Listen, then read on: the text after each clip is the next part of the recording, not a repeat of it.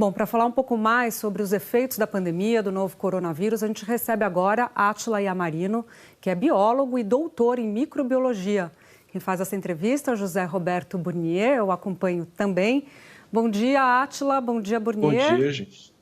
Como vão?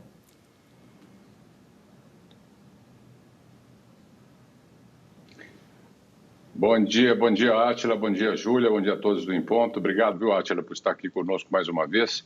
Pois é, Átila,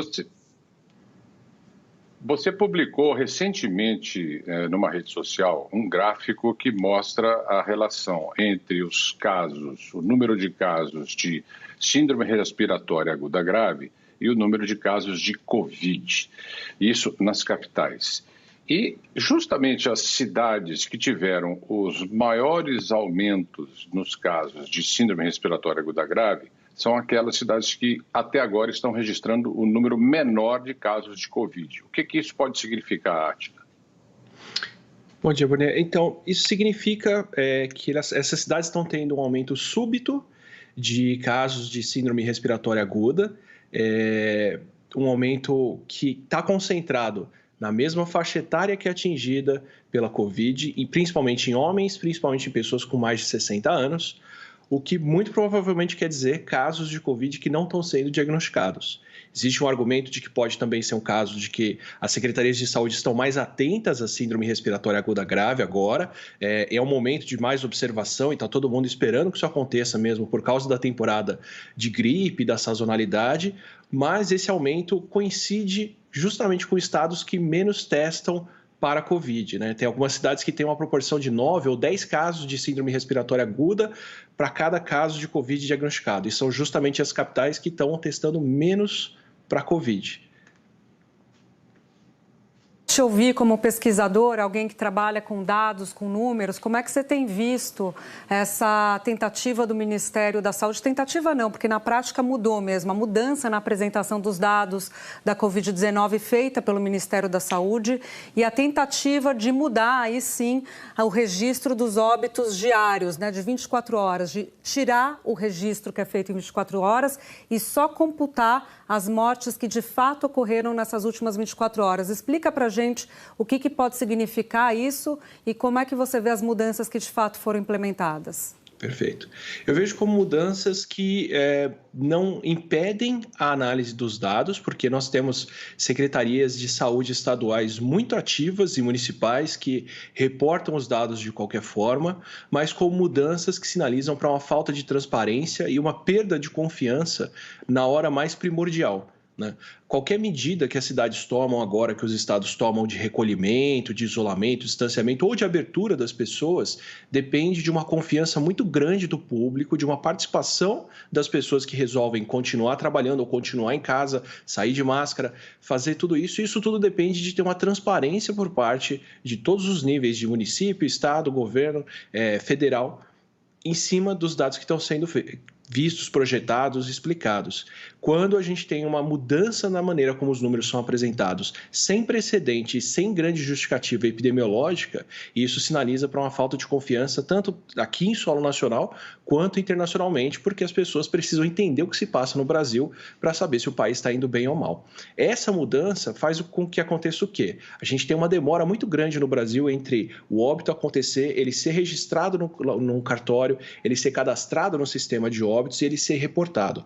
Então, quando sai um boletim, como o boletim de ontem, a grande maioria dos óbitos que são registrados nesse boletim aconteceram nas últimas semanas, nos últimos dias, até no mês passado. Quando a gente resolve falar, não, vamos mostrar só os óbitos que aconteceram no dia de hoje, ou só no dia recente, isso é uma fração dos óbitos que são reportados, porque os óbitos que aconteceram hoje não vão ser reportados, cadastrados, coletados agora, eles vão ser apresentados ao longo do próximo mês. Então, o que a gente consegue ver é que se a gente fixasse o dia de hoje no calendário e fosse ver quantos óbitos acontecem, só vamos ter uma real noção de quantas pessoas morreram hoje de Covid daqui a um mês e meio, às vezes até mais tempo. Então, fazer esse fatiamento e só apresentar os dados do último dia é uma maneira muito grosseira de ter números pequenos, mas que, como eu disse, corrói completamente a confiança da população num momento crucial.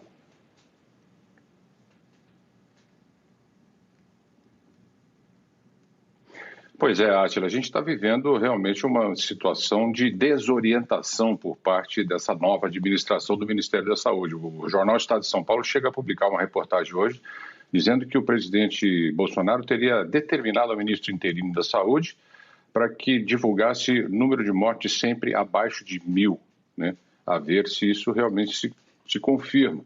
O fato é que tem esse problema. Nós temos a questão da subnotificação, que você falou logo na primeira questão, casos de respiratórios graves que estão acontecendo e não estão sendo computados como Covid, porque não estão sendo testados. E temos ainda a flexibilização que alguns estados já estão fazendo, como a cidade de São Paulo, inclusive. O que é que você acha que tudo isso pode acabar gerando na pandemia aqui no Brasil?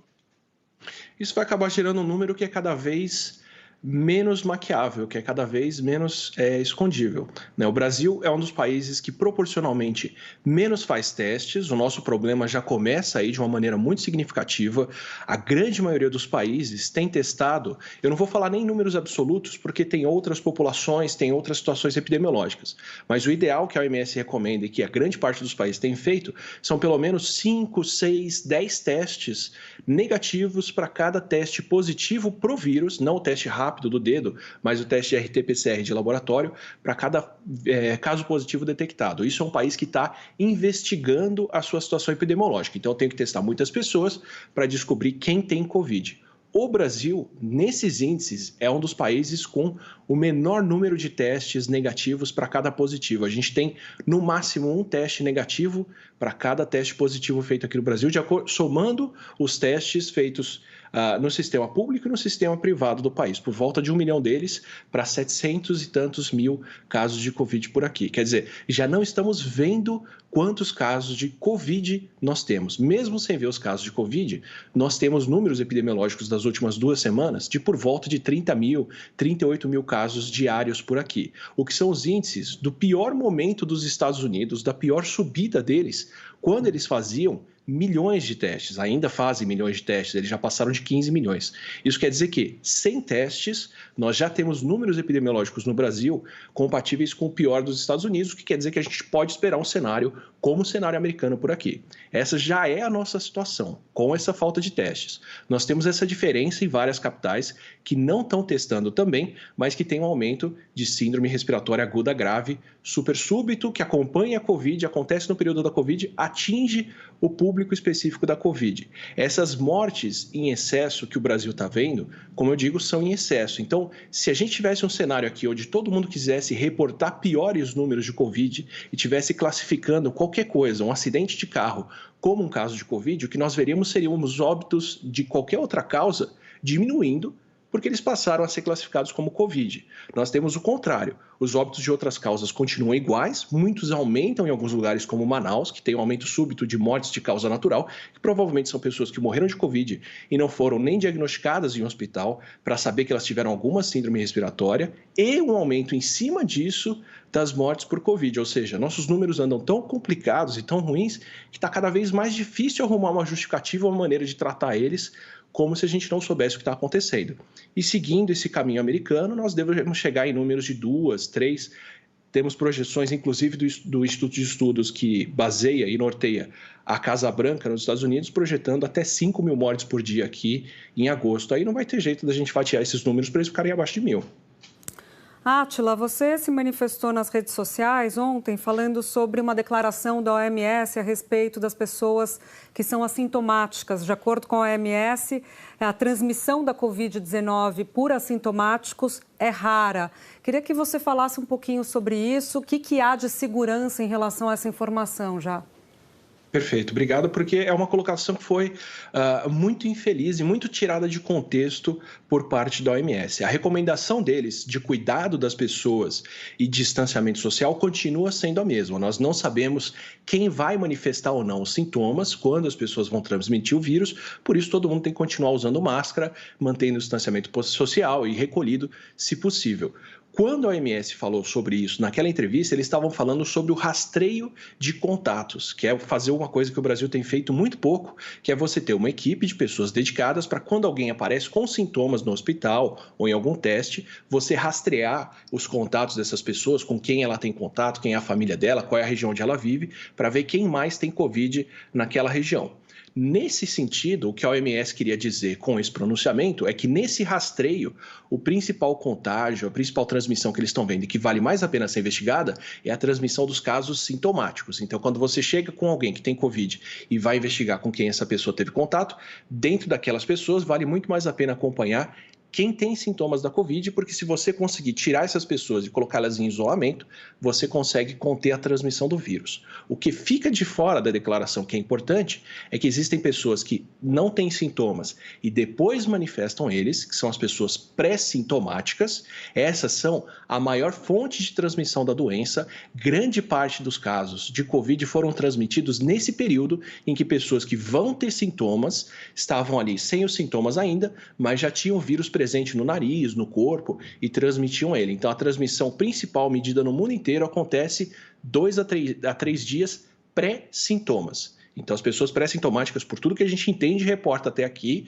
são as que mais transmitem o vírus e depois vão ter esses sintomas. Isso vai ficar claro que elas têm a Covid e elas vão se retirar ou vão se distanciar e não transmitem mais o vírus. As pessoas que nunca desenvolvem sintomas, que são as assintomáticas, nós nunca soubemos muito bem se elas transmitem o vírus e o que a OMS estava declarando na reportagem de ontem foi que justamente essas pessoas que não desenvolvem sintomas acabam transmitindo muito pouco, como eles sabem pelas pesquisas que eles têm acompanhado e o pessoal que eles têm contato. Então, o que ficou de fora dessa fala foi: quem não desenvolve nunca sintomas pode transmitir muito pouco, mas as pessoas que estão antes de ter os sintomas, que são essas pré-sintomáticas, elas transmitem muito sim. Esse é o momento crucial, inclusive, da doença, por isso que nós não conseguimos parar a Covid. A SARS, que foi a doença anterior de coronavírus, que nós tivemos em 2003, ela foi parada porque as pessoas tinham sintomas quase sempre, 99% das vezes, e era só retirar alguém com febre da população geral que você impedia a transmissão. Com a Covid não tem esse jeito, porque a pessoa está transmitindo o vírus antes dela manifestar essa febre. Então, continua sendo importante tudo que a gente está medindo. A fala fora de contexto acabou sendo essa. Tá certo. Átila Yamarino, muito obrigada pela sua presença aqui no Em Ponto, super esclarecedoras as suas colocações. Desculpe, Burnier, segue aí.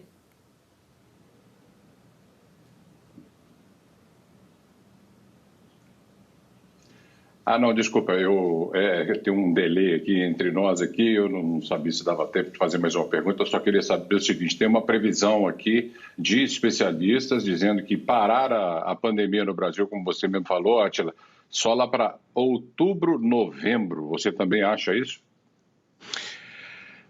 É o que está se mostrando, no fim das contas, com a sazonalidade da Covid. Ainda não está muito claro para a gente o quão sazonal ela vai ser, né? O quanto que o inverno vai ter um papel ou não na transmissão da Covid. Tudo indica que vai ter, embora a gente já saiba que temperaturas mais quentes e climas mais úmidos não impedem a sua transmissão, como nós vimos na região norte do país. Se ela segue uma sazonalidade, ela está se comportando como a gripe se comporta, né? A gripe, como diz o Wanderson, que trabalhou com o ministro Mandetta, como secretário de Vigilância em Saúde, a gripe aqui no Brasil ela age primeiro na região norte do país, depois Nordeste, Rio de Janeiro, Espírito Santo e mais para frente ela desce para o sul do país. Então a região sul, sudeste também, mas a região sudeste foi muito atingida por causa dos viajantes, tanto em São Paulo e Rio de Janeiro, então fica um pouco fora desse padrão esse ano. Mas a região sul do país tende a ser mais atingida no final de junho agora, principalmente julho, agosto e setembro.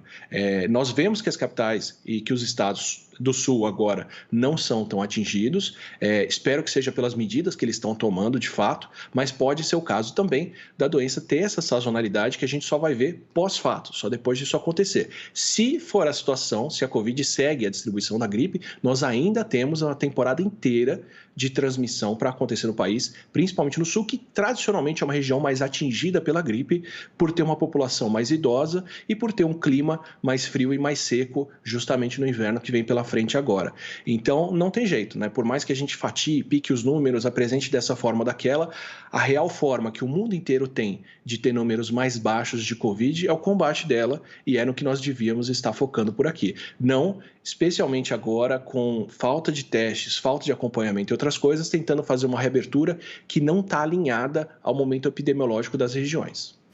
Átila, eu tinha me despedido de você, mas a gente tem tempo para mais uma pergunta, então vou aproveitar. É claro, a gente falava mais cedo sobre transparência e, de fato, várias iniciativas tentando deixar esses números claros, os números sobre a Covid-19, inclusive de consórcios de jornais formado pelo jornal Globo, Folha de São Paulo, Estadão, Extra, G1, UOL, e dessa maneira tentar deixar para a população, deixar claro para a população sobre o que a gente está falando.